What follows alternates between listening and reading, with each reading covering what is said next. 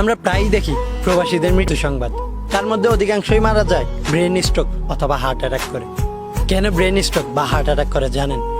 এর জন্য দায়ী কে জানেন? এর জন্য দায়ী হচ্ছে এই আপনারা পরিবাররা।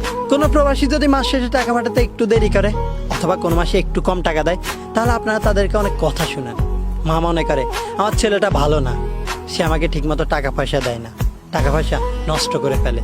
স্ত্রী মনে করে আমার হাজবেন্ড ভালো না, সে আমাকে রেখে অন্য কোথাও টাকা দিয়ে দেয়।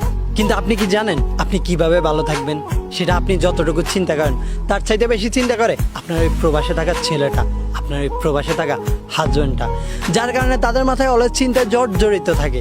তাদের দেহটা এখানে পড়ে থাকে ঠিকই, কিন্তু মনটা পড়ে থাকে সুদূর বাংলাদেশে পরিবারের কাছে। তারা সবসময় পরিবারের সুখের কথা চিন্তা করে, তারা সবসময় পরিবারের উন্নতির কথা চিন্তা করে।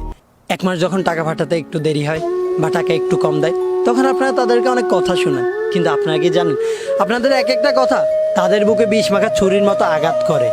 তারা ভাবে কার জন্য প্রবাসে আসলাম, কার জন্য এত কিছু করতেছি, যার জন্য করতেছি তারাই আমাকে খারাপ বলে।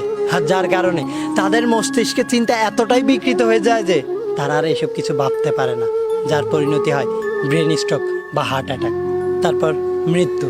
তাই সকল প্রবাসে থাকা ভাই বোনদের পরিবারের কাছে আমার শুধু একটাই অনুরোধ রইল, আপনার এই প্রবাসে থাকা হাজব্যান্ড বা ছেলেটার সাথে কখনোই খারাপ আচরণ করবেন না। কারণ সে বেঁচে থাকলে আপনার পরিবারের মুখে হাসি ফুটবেই, সে বেঁচে থাকলে আপনার পরিবার একদিন উন্নত হবেই।